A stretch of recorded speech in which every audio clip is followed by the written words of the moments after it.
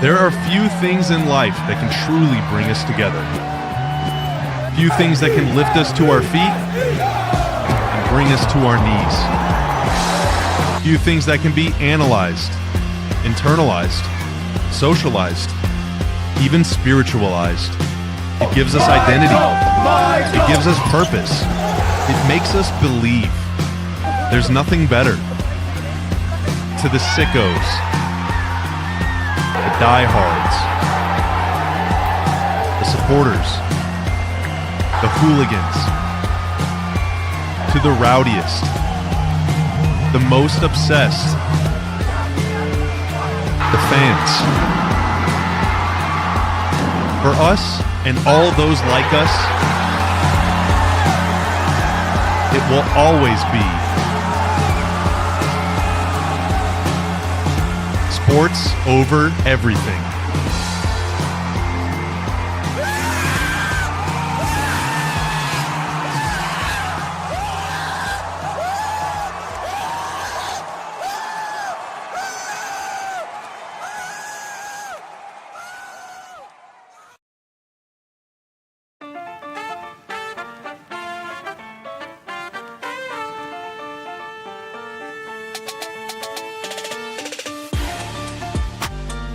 Ski and welcome in to another edition of the PHNX D-backs podcast right here on PHNX. And this is a special day for us around here because we are introducing our brand new slogan, our brand new way of life around here, which is sports over everything. Welcome in, you guys. My name is Derek Montilla, occasionally known as your mayor of PHNX. And now we are all about the sports over everything around here.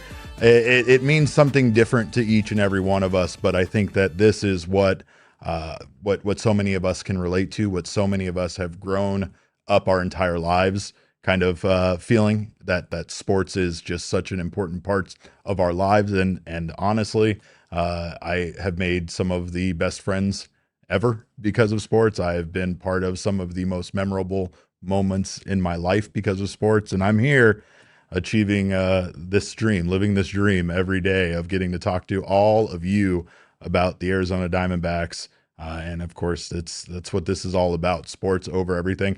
I'll tell you, I also love everything that we're doing. I love our community so much. And I think that is representative of what we are here at PHNX and what we are here at ALLCITY. And we're focusing just now on what brings us all together, our teams, our sports, our city. And again, I got Damon Dog, aka Damon Fairall, on the ones and twos today. He's a very quiet Damon Dog. We're here in Studio A, and apparently they don't give their producers in this studio a headset, but he's here. And again, if you come for Geraldo Perdomo, he will come for you. So don't forget that. But that's what it's all about, is this sports over everything. We're also introducing our new ALLCITY.OurCity umbrella initiative for all of our charity initiatives. So it's including our work with the fine folks over at Big Brothers Big Sisters. And we're very proud, of course, of bringing this sports world into charity, doing everything we can for these wonderful charities that are a part of our communities that help so many people around the valley here and everywhere that ALLCITY is. So, of course, again, like I said, as far as I'm concerned, what sports over everything means moments like this one that didn't make it into that video, but should have been the entire video. Damon, if you don't mind, let's relive 2023 one more time. No. Let's go! Oh my God! That's game over. We're going to win!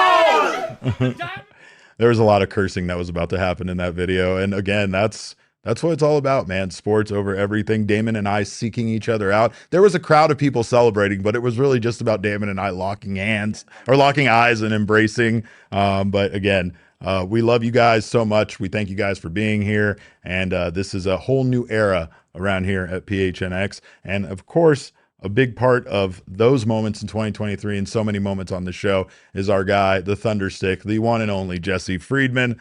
And he's joining us today. Jesse, we know we've shared a lot of incredible moments, especially during that 2023 run. But I mean, as a guy that at one time gained a little bit of notoriety for an incredible Greg Schulte impression he did as a child, I think you kind of can relate to this as well. That like sports have just been such a huge part of our lives, and here we are still getting to talk about this sport that we love in baseball. I think sometimes it is difficult to admit to yourself how big a part of your life sports really are. I don't know about you, Derek, but I definitely feel that. Like, is this healthy? But there's definitely a real element of the way that sports brings people together. It's not just about the sports at the end of the day. It's about a lot of people coming together around the same thing, and in a society where it feels like people are increasingly being drawn away from each other, sports is something that really brings everyone back together. Incredibly well said. I mean, I don't want to ever act like you and I wouldn't be friends, but we don't exactly share much common ground, you and I, and yet we are so close because of our love of baseball and because of our love of this Diamondbacks team. So, again, that's what it's about. I think it does. It allows us to bond and have a connection, but at the end of the day, it's about relationships with people in our lives and getting to have especially like events for just the reason of a game being on, right? Like just getting together for a playoff game, getting together on Sunday to watch some football, getting together to watch this fun Suns team do what they're doing right now. But Jesse, we try to keep it light around here. So of course, the first topic on today's show happens to do with the conflict in Venezuela. And that's where we're going with. But this as much as I laugh about this is actually something that it really impacted baseball in Venezuela. As we know, we've had a lot of players from Venezuela be a part of this Diamondbacks franchise. There are, you have Gabriel Moreno and Eduardo Rodriguez right now who are Venezuelan. You also had Ildemaro Vargas. Plus, historically, we've had, a lot of guys like David Peralta and others, right? So it's basically in this situation, there was an article written by Andy McCullough over at The Athletic, basically discussing how the conflict in Venezuela has brought baseball to a standstill over there. And there's a lot of concerns here in regards to how this impacts, Major League Baseball and the safety of some of the players who are in Venezuela, who have families in Venezuela, who play winter ball there. In fact, winter ball there was a layoff, a 4-day layoff after this situation developed where the United States went into Venezuela and took the President Nicolas Maduro in a pre-dawn raid on Saturday. And again, officials across Major League Baseball, according to this article from Andy McCullough, have scrambled to check on the safety of players, coaches, and scouts throughout the country while trying to understand how the raid and its aftermath might affect the upcoming baseball season and the World Baseball Classic. As we said, also, there are players participating in the Venezuelan Winter League Baseball. And again, there seems to be just a lot of uncertainty about what is going on there right now. There's no getting around the fact that Venezuela is a really important country when it comes to Major League Baseball. I mean, There are a lot of star level Major League players who are from Venezuela, Jose Altuve, Ronald Acuna Jr. I believe Jackson Chourio had just hit a game-winning home run in a Venezuelan Winter League game before this happened. So, as you were saying, a lot of guys participate in that Venezuelan Winter League over the offseason as well. So it sounds like reading some different stories that are out there, including the one by Andy McCullough that you referenced. It sounds like it's a pretty regular practice for teams to be checking in on their guys when they're in Venezuela over the offseason, as a lot of players do, just because, frankly, the United States and Venezuela have had an interesting relationship for a while now. Yeah. But it got a whole lot more interesting with what's happened here in the last week. Fortunately, it sounds like everyone, as it pertains to Major League Baseball, is okay. But it's complicated. I mean, what does it look like for Team Venezuela to come and play in the World Baseball Classic in the United States 2 months from now? I don't know. It seems a little awkward to me. It is. And I mean, I know that the representation there wants to proudly represent their country, right? But like you said, this is a strange conflict where the United States went in and captured a world leader here. And also, like you said, even before the current conflict, MLB had already scaled back baseball academies in Venezuela due to safety and economic concerns. And again, just this conflict now further threatens scouting and development pipelines coming out of Venezuela. MLB very important to that country due to the amount of stars that they have created. It's become, kind of that pipeline to living the dream, right? Of being able to get out of a country that has a lot of economic and civil unrest, and again, just participating in Major League Baseball. But again, this has a big impact on the Caribbean and Latin American baseball bodies. This has a big impact on if they'll participate in the WBC. For now, according to Andy McCullough, it sounds like they are expected to still take part in the WBC in March. There's the signing day for amateur prospects coming up here in 9 days or 8 days from today, Jesse. So there's a lot of things. And again, the Venezuelan Professional Baseball League suspended play amid safety concerns following the conflict. So just overall, a lot of baseball ballparks were brought to a standstill. And again, just a lot of uncertainty. Plus, I mean, the internet and communications there, the internet went down. Starlink had to go there and set up internet. So communicating with your stars is kind of difficult right now. It's causing some teams, understandably, to want to pull their players out of Venezuela and bring them to the United States as soon as possible, just due to the fact that there are concerns about travel and reliability of being able to fly out of the country at any given time. Yeah, absolutely. I mean, I think this all just brings to light for me an aspect of Major League Baseball that we don't think about very often. Like, the reality is a lot of players who come over and are enormously successful in Major League Baseball, like, their lives growing up were probably very, very different from from their lives once they're star level players. And of course, it makes sense that those players are going to go back to their native countries and hang out with friends and family, just as we all love to do, right? But from an MLB team's perspective, I imagine that, that just the logistics of that are particularly complicated with a country like Venezuela. And, it certainly, Venezuela is not the only country that a lot of players come from. The Dominican Republic, maybe being the other big one alongside some others. So, yeah, it just brings to light, like, this is the day-to-day reality for MLB teams that we don't often think about.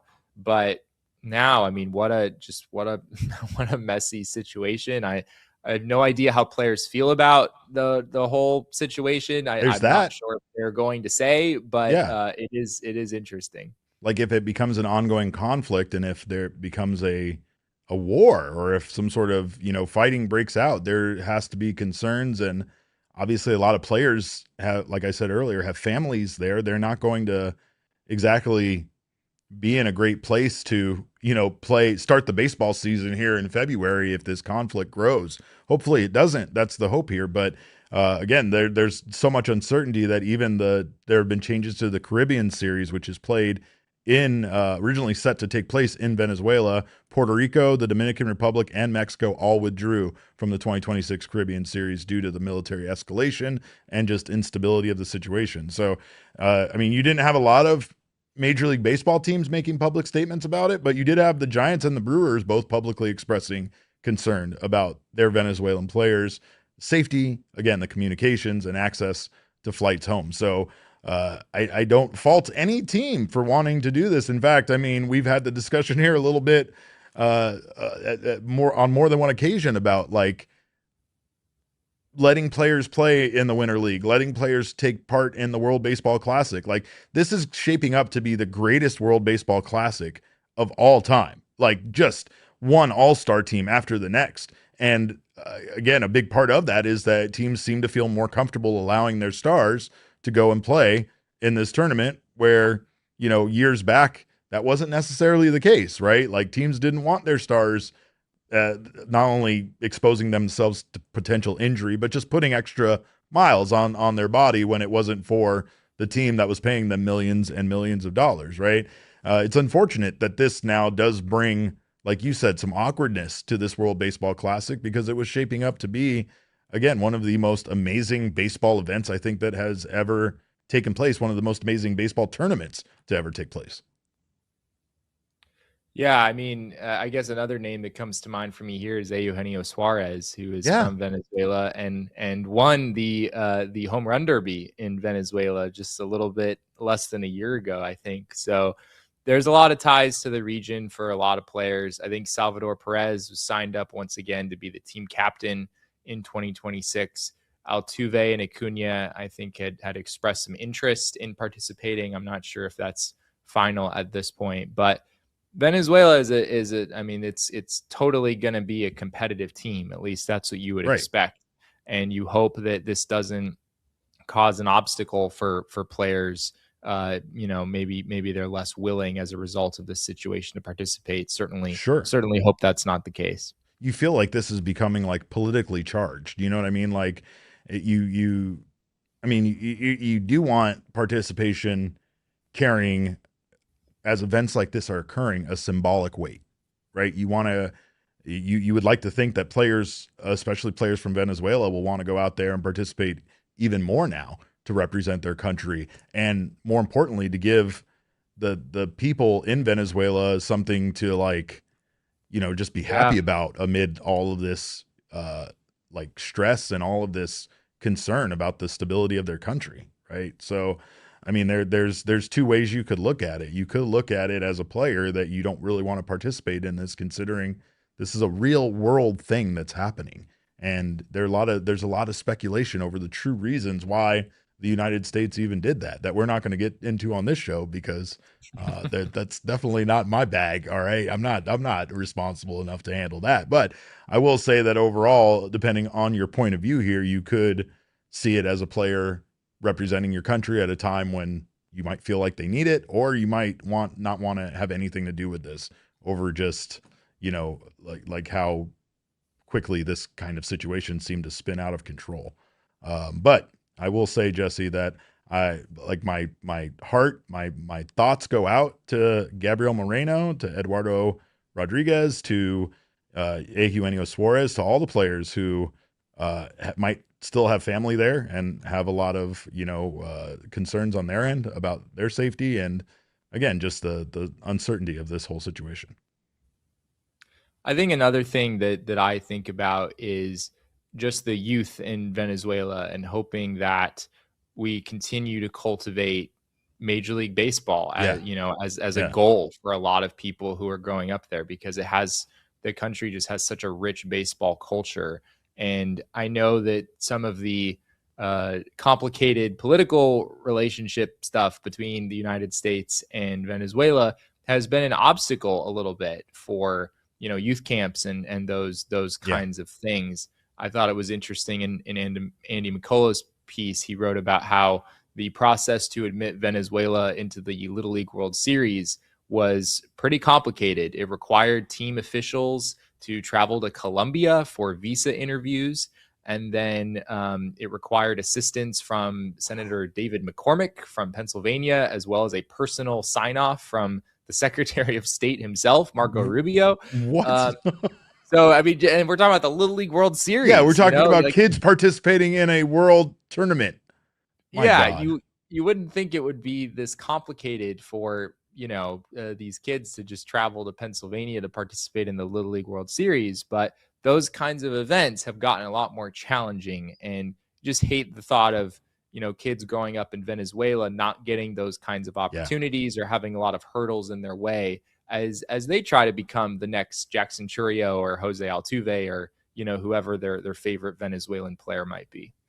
The hope is that this improves the relationship between these two countries. I think things are going to be rocky for a while, and I think that there's going to be a lot of accusations about the true, meaning or the true reasons behind this entire thing taking place.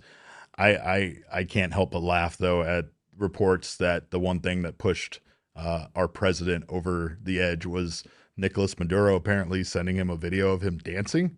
That's very funny to me. I can't get over that. But that's just that just shows the ridiculous and pettiness over this whole situation. I mean, like world leaders sending videos of themselves dancing and stuff like that, and then having action take place. But anyway, like I said, I'm not smart enough to get into any of that kind of political stuff. We're going to take a quick break. On the other side of this break, we're going to talk about Diamondback stuff. And when we say Diamondback stuff, we mean completely recklessly overreacting to Zack Gallen posting an Instagram story about his new golf club, and why I believe that this is 100% a message being sent that Gallen is coming back. Am I crazy? Probably. But we're going to talk about it on the other side of this break. Don't you go anywhere. You're watching the PHNX Diamondback Show. Well, you do you at Gila River Resorts and Casinos. You know that no one does it better if you need a night out on the town or a staycation right here in Arizona. You can lounge at either one of their AAA 4-diamond resorts or take in all of the action at any one of their casinos. You can go all in with over 4,500 slots or their live table games, which is where you will find Damon and I putting a little money on red. Of course, it's one of the best places to go out for a night out on the town. Nobody does it better. They offer an unprecedented level of entertainment and excitement that you just won't find anywhere else. They've absolutely set a high bar, so belly on up and let the fine folks at Gila River Resorts and Casinos show you what the next level is all about. You do you at Gila River Resorts and Casinos. Visit playathila.com for more details. And again, if you are looking for a excellent hat company, there is no better place to look than Branded Bills. If you are a hat aficionado, like pretty much every person here at PHNX, you know you can find some quality hats featuring ASU and U of A as part of their campus collection, or of course the Phoenix Suns, who are red hot right now as far as basketball teams are concerned. Their hats are amazing. They're very lightweight. They're very comfortable. And more importantly, they feature some of the best logo work you'll find on a hat. But more importantly, if you are a company trying to get your brand to stand apart from the crowd, look no further than Branded Bills. Branded Bills has you covered with the best custom headwear. You can contact them today and get your order started, and their dedicated team will help you create the exact custom apparel you need, no matter if you're looking for fitted hats, snapbacks, shirts, beanies. They have bags. They have everything you're looking for. So head on over to brandedbills.com and use code BBPHNX for 15% off your first order.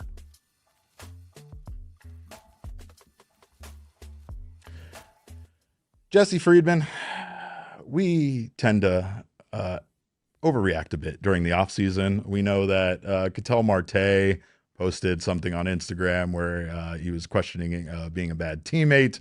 We had to speculate about that and what the true meaning was there.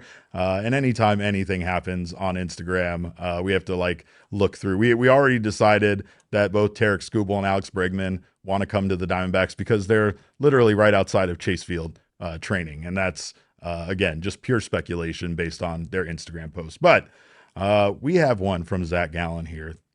It might be a bit of a stretch, Jesse, and everything here. Are we supposed to just ignore this?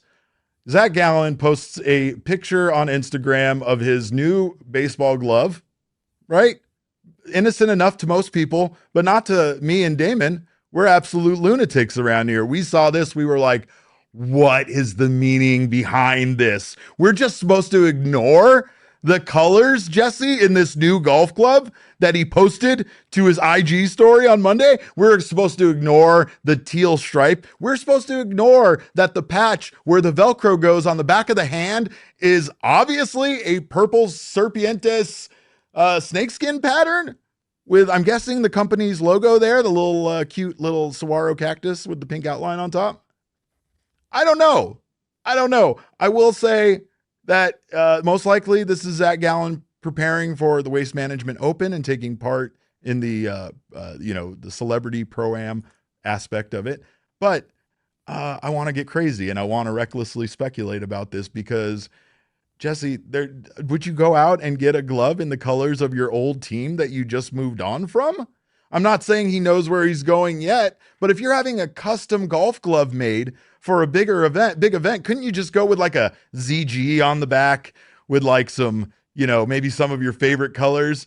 That thing looks like it's a golf glove version of a Diamondbacks jersey, and I can't help but feel like it means something, even though it means nothing. I mean, there's definitely no getting around the fact that it is clearly Diamondbacks themed. Like this is not a It's not a mistake. coincidence. It's not a It clearly Gallen knows what, and especially for him to post it on his Instagram. I guess maybe we shouldn't read too much into that. I think he was sharing the post from Asher Golf, which is the company that made this. But I will also say, and this is something I say with about 80% confidence, I think Asher Golf sends Zack Gallen stuff pretty regularly. I think I've seen him post other stuff. I think he's posted a number of things over the years that Asher Golf has sent him. It seems to be, I don't know if there's an official brand partnership or something there, but it wouldn't shock me if this is just like Asher Golf, like they just hook him up with a lot of different things, and they just made it for him. And they made it for him. And I think I've seen him shout them out in the past, is like, oh my gosh, look at this like really cool set of whatever that I just got from Asher Golf. Sure. And it sounds like it's the sort of thing where he wasn't expecting it, that it just sort of showed up out of nowhere. So I do with that what you will. I think it is very possible that Zack Gallen didn't request this, in the last 3 days or something, and it just arrived.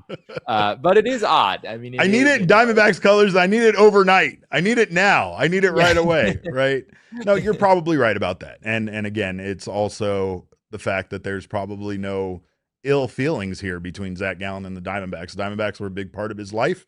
And again, having a glove that has a little touches of his former team, even if he's not returning, doesn't seem to be like the most egregious thing. And you're probably right. The only reason why I disagree with you about the glove thing is, like, you and I have seen when they come and bring these accessories to the locker room or the clubhouse, right? They position themselves outside the clubhouse. They put a little table there. They have samples, and they have the players come out, look at what they have. We've seen it with the snakeskin belts and other things, right? And the players essentially get to kind of customize the thing that they get from them and pick out the colors and pick out which belt that they like and all that. So again, you could absolutely be on the right track there, or it could have been Zack Gallen, choosing to have this stuff, or being okay with it, at least, and approving it when the company was like, hey, here's this custom glove you had. You're probably also right that he didn't even have anything to do with the ordering process and was just sent it and was like, hey, look at my new golf glove, right? But I will also say that, I do think that it merits a conversation to discuss the idea as time goes on about a Zack Gallen reunion with the Diamondbacks. I know that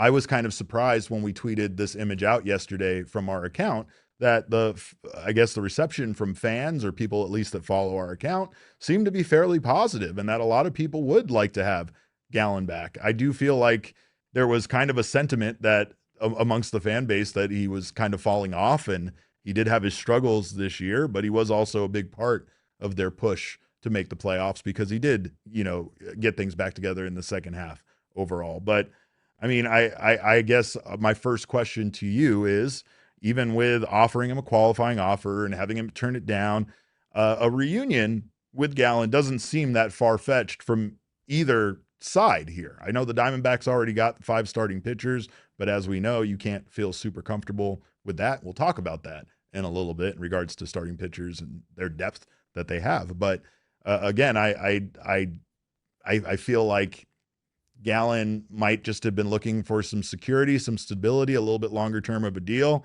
So if perhaps he's willing to accept something that's around the $20 million range that the Diamondbacks, and on an annual value basis, the Diamondbacks might be willing to, have that conversation with him. There's no report about this. There's no link connecting the Diamondbacks to get Zack Gallen returning right now. So this is, again, just to make it clear, speculation, especially on my part here. But does it seem crazy that these two sides could work out a deal that brings them back here to the Valley?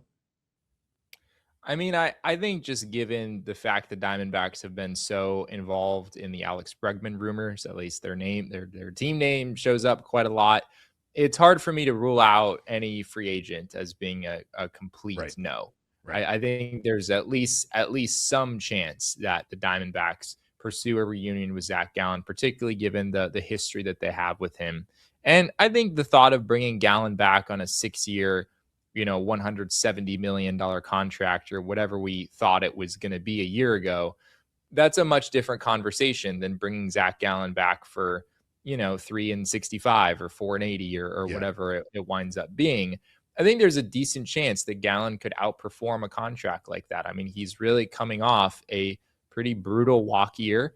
I imagine that getting opt-outs in his contract is something he might be looking for so that he could re-enter the market maybe next offseason, maybe the offseason after that. That's a good point. So, and we know the D-backs it seems to open the door for them a little more if there's some creativity involved in the contract structure. So I don't read too much into the fact that Gallen is still out there. I think we're still kind of waiting for the top of the starting pitching market to move. Like Ranger Suarez is still out there and Framber Valdez is still out there.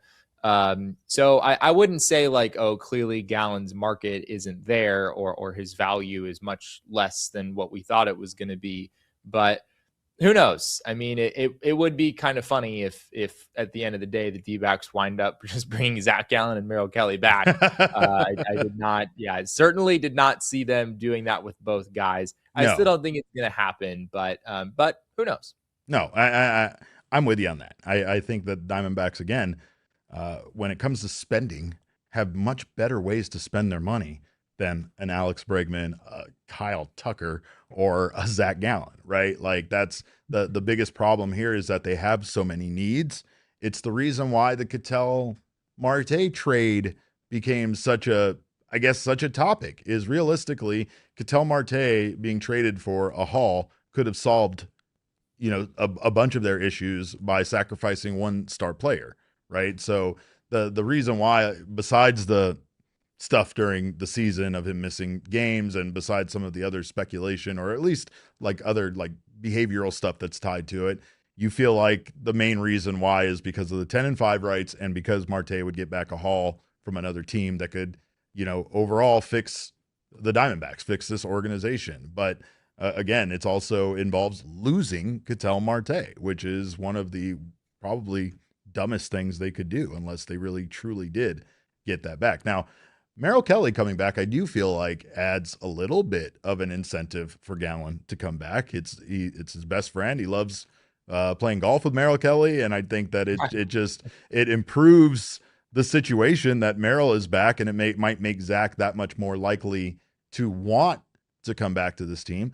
I also think that Zack Gallen has been humbled a bit here. I think that when Gallen was not traded at the deadline, and the reason why was because teams weren't offering enough for Gallen or, quite frankly, anything. Mike Hazen, made his comments about it, and Zack Gallen also made his comments about it. But Gallen, he sounded upset that he wasn't traded, not because he wanted off this team, but because he felt like his performance in the first half made it so the Diamondbacks couldn't trade him, and he wasn't able to give this organization assets in return for him as his contract was expiring at the end of the year, right? Like the things he said when it came to not being traded, I felt were very mature, and I felt like they were very much about the like kind of screwing over the franchise with him having, arguably the worst half season of baseball he's had in his career, right at a time when this team needed him to step up in the first half and also needed him to be good enough that they could have gotten the same type of haul that they got for him in a trade that they got for Merrill Kelly, right?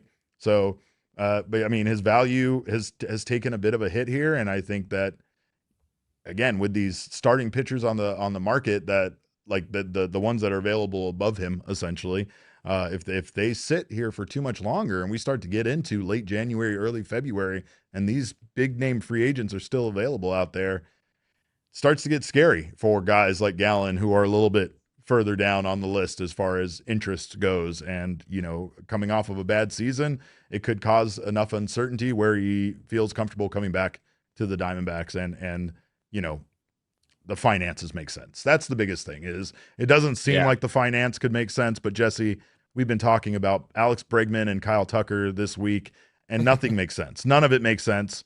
We had $35 million to spend in the neighborhood of that. We've almost spent all of it. We have, like, if you want to be generous, maybe $10 million in 2026 left to spend on 3-4 positions that we still need to add to this team. And we're somehow talking about Alex Bregman, Kyle Tucker, and now Zack Gallen, right? Like Zack Gallen, this is my fault. This one's my fault. But again, financially, none of this stuff seems to make sense. And I just don't seem to, can't seem to wrap my head around it other than the reason why it doesn't make sense is because at the end of the day, the financial decisions are just that, a decision. And a decision can be changed. And that's what we heard with the famous no money, no money, no money. Ken got aggressive, that kind of thing. So again, just like that, I mean, a situation where Zack Gallen is kind of welcomed back and the money can be found to bring Zack Gallen back is merely a decision on the organization's part and not something that necessarily is set in stone as far as their budget constraints for 2026. I think it's also worth noting that we know that Zack Gallen liked his time in Arizona and is interested in coming back on some level. I mean, he said on the record multiple times, I would love to finish my career here. I love playing for this team. We know he is well established in living in Arizona, him and his wife. And so we know that. I think that counts for something. I mean, does that mean that Gallen is going to go and give the D-backs some big hometown discount? Probably not. He should. With Scott Boras as his agent, I suspect not. But granted, Scott Boras was also Corbin Burns' agent, and we know that sometimes the personal preference of the player can really be meaningful. So also Jordan Montgomery's agent. Yeah, yeah. There is a bit of a trend there. Do with that what you will. It does appear that Scott Boras has a way of getting Ken Kendrick to spend money in ways that maybe Ken Kendrick wasn't planning to spend money. It still feels, though, despite the Kyle Tucker report that apparently is somehow a thing, it still feels like the D-backs adding a big-time free agent is probably contingent on them trading Ketel Marte. Otherwise, it's just like, okay, if you sign a guy for $20-25 million, you're already pushing up close to $200 million. And as you alluded to earlier, like this team still needs to add someone to the bullpen and shore up your position player group a little bit. Probably a first base DH type, maybe a corner outfielder. There are still holes for this team to fill. So it feels like you probably got to trade Ketel in order for any of the higher cost options to be available to you. At least that's sort of what Gambo has made it sound like. Veto. Where there's no possibility that the D-backs could keep Ketel Marte and sign Alex Bregman. But I don't know. I mean, we've seen some pretty crazy things in the last couple years. $14-15 million. Isn't that his annual, like the annual hit by the Diamondbacks on Ketel Marte is somewhere in the neighborhood of $14 million and change. Like that's just not a significant amount of money. I know in the grand scheme of things, as far as the Diamondbacks payroll is concerned, it's one of the largest besides, pitchers, right? So like it's the largest contract for one of the position players, but in the grand scheme of things of MLB, it's still almost nothing. I mean, we literally just saw Pete Fairbanks, a reliever / closer, get close to what Ketel Marte makes, right? Just a little close. And that's just a bullpen arm. I'm not trying to knock Pete Fairbanks because I love him and I wanted him more than I wanted any other pitcher on the market, Jesse. But I just can't help but think how Ketel's contract is such a, it's so big that they got to get rid of that in order to sign someone else. Like honestly, Ketel's contract is incredibly reasonable, especially when you think of Ha-Sung Kim getting $20 million for a season, right? Like it's, it doesn't make sense to me that is always the caveat. The caveat is, okay, well, you can have Bregman, but you have to get rid of Ketel. I'm like, no, I don't want that. And I get it though, because again, it's not getting rid of Ketel just for Bregman. It's getting rid of Ketel, bringing back the haul that you're going to get from him for a team that's going to fix those other holes that they have. That's the hope. And then you add Bregman, right? But again, Bregman, the third base isn't even on my radar as far as top priorities. It's not even a top 5 concern for me when it comes to things the Diamondbacks need to address. They have 2 third basemen. I know they're young, and I know that one of them hasn't really had a lot of success offensively, but still, I feel like that is not, the biggest concern, right? But getting back to Zack Gallen, the one concern I had, forget like, because this being an imaginary scenario right now, or just something we're kind of discussing, it's not like, the finances are something we can get wrapped up in. But I just really, at the end of the day, wonder if it's going to be exciting to this fan base to have Zack Gallen back. Like, the reception that we got yesterday was fairly positive, and it surprised me. I thought that it was going to be a bunch of people dunking on the idea of bringing back Zack Gallen. Instead, we got a lot of people that were like, yeah, sign me up. Give me Bregman. Give me Kyle Tucker. Give me all of this ridiculous. Give me all of it. And like, let's just be the Dodgers now, and we'll defer everything and we'll figure out ways to make money later. But I do have to, wonder and get your thoughts. Do you think that Gallen coming back would be exciting? Like, is it? And I brought this up with the Merrill Kelly thing, because Merrill Kelly is a great pitcher. He had great numbers. He's the exact kind of guy that you would hope you could get for $20 million. But since it's the same thing as last year, and the Diamondbacks had such a lack of success last year, is bringing Gallen back enough to make people feel like the team got better by bringing him back? It is odd for one of the worst pitching staffs in baseball to go out in the offseason and bring back the just going to run it back. We're going to run it back. We're going to add Michael Soroka as the sixth guy, but we're going to run it back with the exact same staff. Like, that just doesn't seem like it would be something that would make a lot of sense, considering this was a bottom 5 pitching staff in baseball in 2025. Now, granted, Merrill Kelly and Zack Gallen put together were pretty good for the Diamond. I mean, those two guys were not really the problem. Granted, Gallen was part of it. I mean, he definitely had a down season, but I think anything that you add to the starting rotation at this point can only be viewed as a positive. I mean, even though Gallen is coming off a down year, as I said, like, he's still a pretty solid innings eater type, even if the ceiling that we've seen from him in the past doesn't return. If you're thinking that Michael Soroka, Eduardo Rodriguez, Brandon Pfaadt, Ryan Nelson and Merrill Kelly, that 5 is going to hold throughout the season, that's just not going to happen. You're going to need other guys to step in.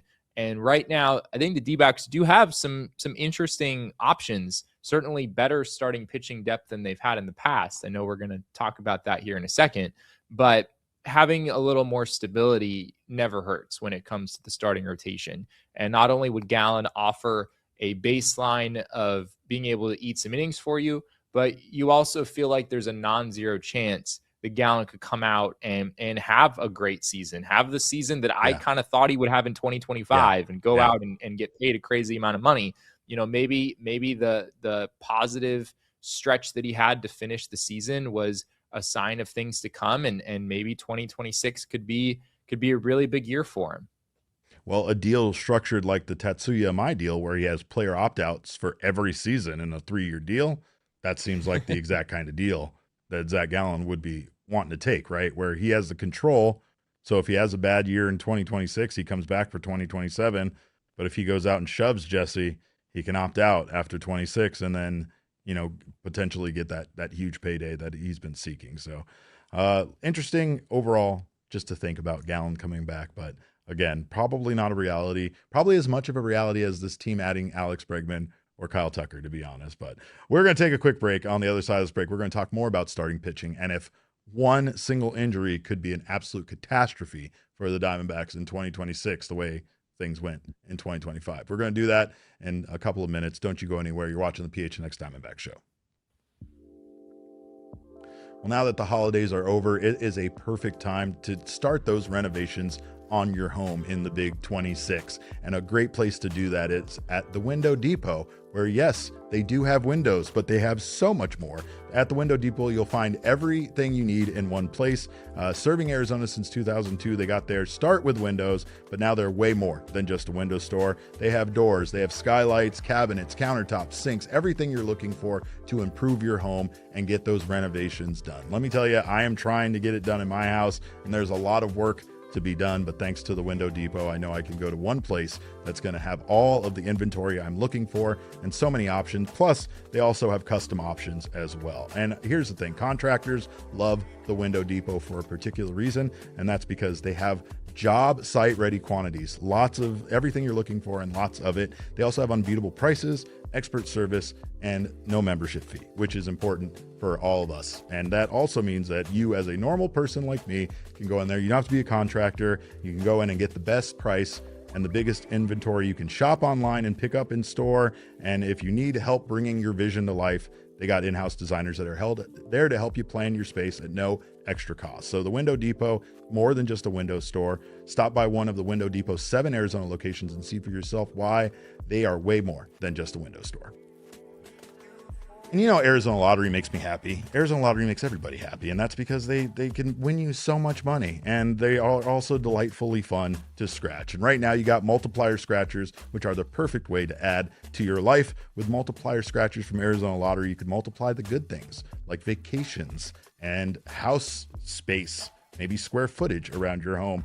More importantly, relaxation and celebration time, because with over $270 million in prizes, you could win big enough to do more of the things that you love. And I'll tell you, I don't know what I would do with myself with an unlimited amount of time and spending. I'll tell you, I do have a lot of renovations around my house that I would probably get started, or maybe I just buy a new, bigger house with the multiplier scratchers from Arizona Lottery. With access to over 3,500 retailers across the state, you can play whenever and wherever you'd like.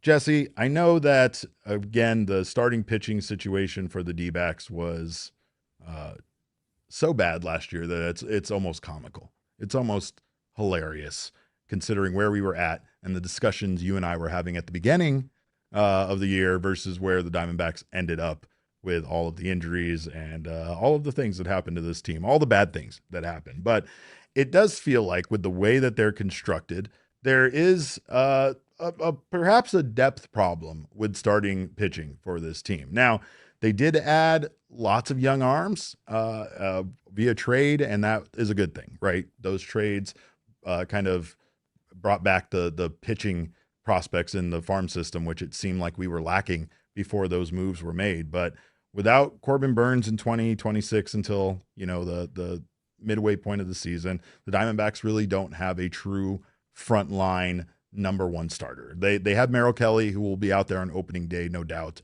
They have Ryan Nelson, who has put up some incredible numbers that might be worthy of being considered a number one caliber arm. But again, while they are reliable, both of those guys, you definitely couldn't qualify either guy as being like elite, right? Like some of the number one starters across baseball. So you just in general have this starting rotation of guys that can get the job done and could put up decent numbers and win games for this team. But with Corbin Burns out until the midway point, you don't have that. So it feels like there is a lot of pressure that falls on the starting rotation overall. And then outside of that, because they did need to go out and add 2 starters via free agency, there's very little proven depth. And that's where things start to get tricky for this team. They're definitely in a better spot than they've been in recent years. I think adding what they did at the trade deadline with, Cole Drake and Mitch Bratt now being in the fold. Christian Mena is maybe the number 6 arm on your starting pitcher depth chart. Yes. with Bratt and Drake's sliding in behind those guys. There's some other names in the mix, Spencer Geesting and Dylan Ray. They have a decent number of arms that I think you could justify bringing up, like guys who are deserving of major league opportunity, not just guys that you're forced to bring up because you don't have anyone else. There's at least a few players that I think could be in that category, especially with a strong spring training. That said, I do think injuries are there's a pretty high likelihood that there's some injury stuff that happens, right? I mean, Michael Soroka does not exactly have a pristine track record when it comes to injuries. You probably should. He's hurt everything, Jesse. He's hurt every part of his pitching mechanic, basically. You should probably expect like 100 innings from Michael. Like, I think that's sort of the baseline. You hope you get more, but you don't really plan on getting more based on his history. And then Eduardo Rodriguez, I mean, certainly he is aging, and the fact that he had a pretty significant shoulder thing happen just a couple years ago is never great. Merrill Kelly also a fairly significant shoulder injury a couple years ago, even though he's generally been pretty durable. He's also 37 years old, which doesn't help you feel great there. No. And then, Brandon Pfaadt and Ryan Nelson, like those are guys that have posted year after year. You feel pretty good about them from an injury standpoint, but of course you never really know.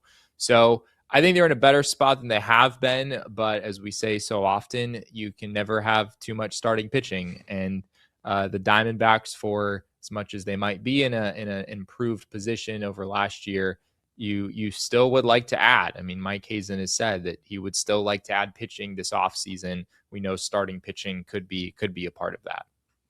I am 7 years older than Merrill Kelly, and the amount of pills I have to take, Jesse, to get this body moving is incredible. And I was just telling Damon before we started, 12 hours has passed and I'm already starting to break down. I'm literally not able to function in society much longer if I don't get ibuprofen in me very soon. But I don't know. I do think that maybe this is PTSD from last season. And we don't know Cole Drake. We don't know Mitch Bratt. I'm excited about them. And I know that those guys definitely seem like they're very close to being ready.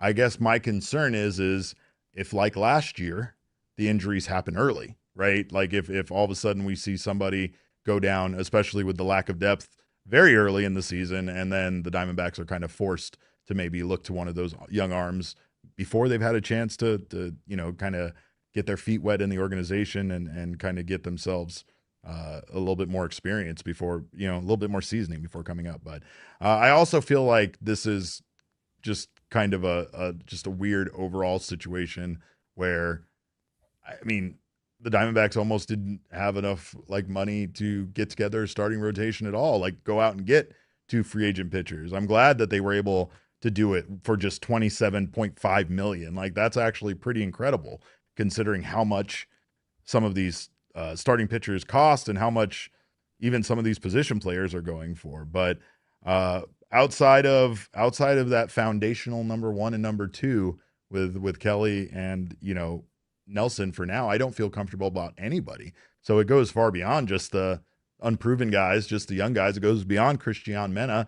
It includes Erod and Brandon Pfaadt and Michael Soroka. There's just so many questions for this team. When you analyze the performances that all of these guys have had at one point in their career, you could sit there and talk yourself into hey, if everybody has this career numbers that they had at one point, like Erod, with Detroit and, Michael Soroka back in the day with the Braves, if you could see these guys putting up performances anywhere close to some of those years you've had, then you could start to see this team actually be good with the pieces they have. But again, in baseball, it's not about the one good year you have. It's about the consistency and doing it year in and year out. That's what defines a great player from somebody that just had a good year. And I think that, again, the Diamondbacks just have too many of those guys right now that I don't feel certain about anybody, but I also feel like a single injury brings this whole thing down.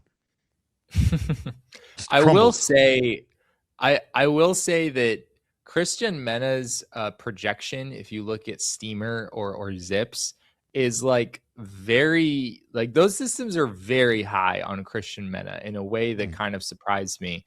We did a deep dive on the Zip Steamer projections on Snakes Territory recently, and believe it or not, the Diamondbacks starting pitcher with the lowest projected ERA in 2026 is not Ryan Nelson, is not Merrill Kelly. It is Christian Mena, which is outrageous, and maybe calls into question the reliability of these production systems, which is fair. But I mean, these systems are they're proven. They've proven to an extent over a number of years, and I think it's telling that they are so high on Mena. I mean, his numbers in AAA in 2025, he had a 4.84 ERA, which does not jump off the page. But when you look at the underlying numbers and when you think about how hitter-friendly Reno is, that's actually really good. It's actually well above average for that level. And we saw all of 6 2/3 innings of him in the big leagues last year, but it did look pretty good. I mean, he gave up 1 run in 6 2/3 innings. On the negative side with Mena, he went down with a shoulder injury at the midway point of a season. It was a right teres major strain, which is not the history with that injury is not great. So the guy who is probably first in line if an injury happens to one of your front five, that guy also has some injury questions.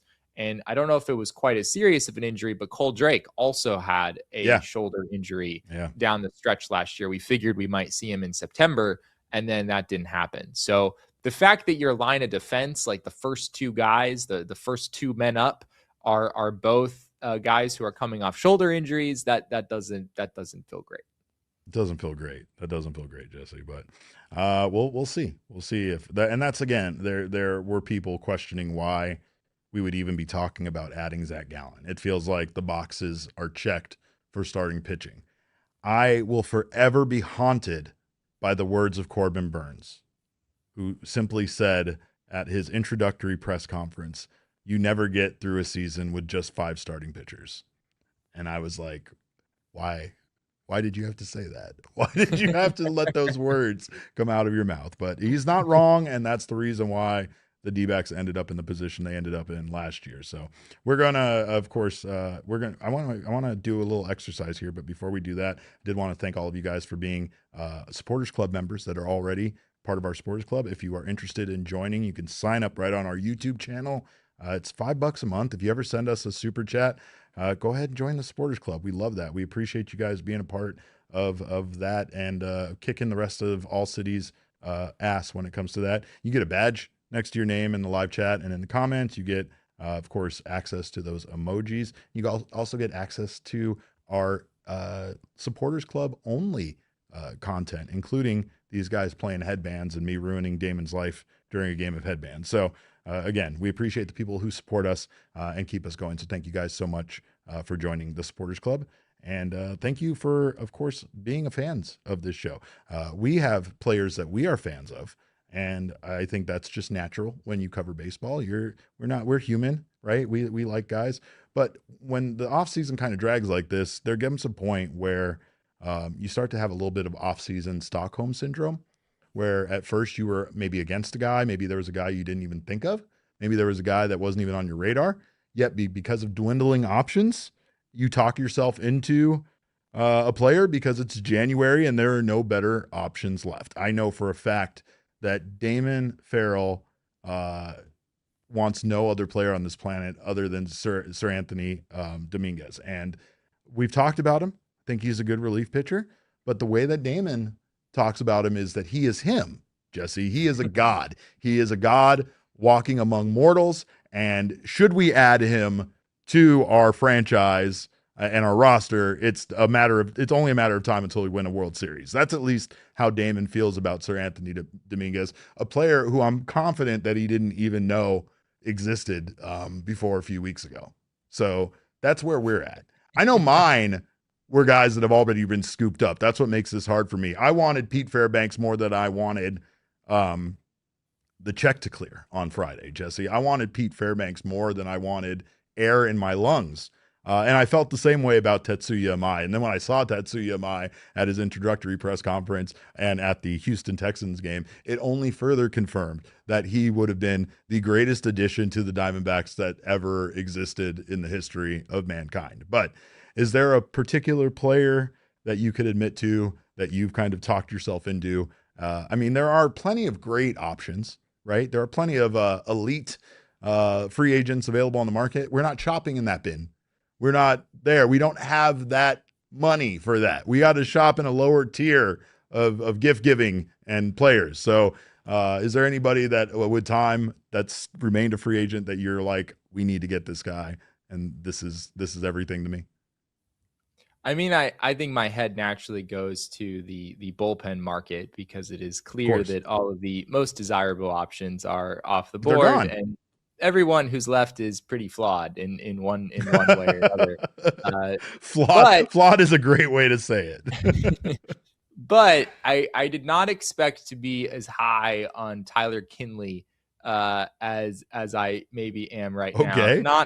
Not again that I'm saying Tyler Kinley is like who needs Pete Fairbanks because Tyler Kinley's still out there. I do not believe that. But Tyler Kinley was traded from the Rockies to the Braves at the trade deadline, and he had an ERA under 1 with Atlanta down the stretch. He had a 0.72 ERA in 25 innings, and that's after having a 5.66 ERA in 47 2/3 with the Rockies. I think there's always this opportunity when a pitcher finally gets out of Colorado. Yeah. There's always this opportunity for that player to really show what they can do outside of that environment. And his walk rate noticeably plummeted. He only had 6 walks in those 25 innings down the stretch, a rate of 2.2 walks per 9. He doesn't miss a ton of bats. He had 73 strikeouts in 72 2/3 innings. So he was right at 9 Ks per 9 for the season. His strikeout rate was actually a tick lower with the Braves. But I think his arsenal is interesting. He throws a slider like 65% of the time. He has a curveball that he started throwing more this past season as well. So he's a hardcore junk ball type of guy. He throws 95 miles an hour, but he doesn't really rely on his four-seamer at all. So I think it's a player who really seemed to show something down the stretch outside of Coors Field. And he does have some closing experience for whatever it's worth. It did come with the Rockies, and he probably should never have been in a position to get closing experience, but it is something he's done before, and I imagine the D-backs would find at least some value in that. It's almost identical to the Reno situation, where it's so hard to actually judge a pitcher who has only played at a major league level in Colorado based on their performance. It's almost impossible to. It's easy to write it off, so it's easy for them to actually be bad and that just be who they are, but then when you see them traded to a team like the Braves and put up those numbers that he put up, it's hard to think that this wasn't a direct correlation with not just the altitude in Colorado, but just the dumpster fire that was the Rockies in 2025, right? Like, that was just an awful franchise that set records for losing, and they have all sorts of internal problems and struggles. They're an organization that seemed to make some good hires this offseason, but that remains to be seen if they can somehow pull that franchise out of the muck. Meanwhile, mine is not a surprise. It's a guy I've talked about time and time again. It's not a small unknown name. It's Paul Goldschmidt. But the reason why I feel like he's given me Stockholm Syndrome is because as time has gone on, I have gone from being like, I think like Goldie would be a good fit. It's a good story. You could go back and watch our episode on it and get all my opinions on it there. But I'll just say, like, as time has grown on, I went from being like, I think Goldschmidt would be a good veteran option to add that could not only DH and play first base, but be a good mentor over Tyler Locklear and give the Diamondbacks a few things, like some versatility as far as things they need. I've gone from that to being like, if we don't get Goldie back here, let's just wrap this goddamn season up and call it a loss because it's all going to fall apart without that man. He is the linchpin in the 2026 season. And I don't know why I feel like that, but I think it's just because the Diamondbacks haven't really made a lot of moves. And when they have been discussed as far as making moves, I don't like any of the moves. I don't like trading Cattell. I don't like bringing in Alex Bregman. I definitely don't like bringing in Kyle Tucker. I'm not even a fan of this idea that I myself floated out here about Zack Gallen coming back. I just feel like all of those options cost you so much money when you have such a small amount to spend that if you're going to dig into the wallet and spend a little more than you were intending, then there's better ways to do it where you could make this team more well-rounded and complete rather than just getting excited that Alex Bregman said he likes Arizona and wants to come play here. So now we want to pay him an ungodly amount of money because of that statement or because of that sentiment, right? But like, I don't know. I think it's, again, dwindling options, not really having a lot of financial flexibility, and a one-year deal with Goldie just making so much sense to me. Again, I don't know what he would do coming back here. I don't know if he would come back and further regress than what we saw him do with the Yankees, but I feel like even if that happens, you're still investing in the team and in the fan base that's going to be excited to see him back. And honestly, even if he struggles, there's going to be a lot of people here in the Valley, Jesse, that go out and buy a ticket to watch Goldschmidt play for this team one last time, So I hate the loser talk of being like, you got to get people in the door if your team sucks.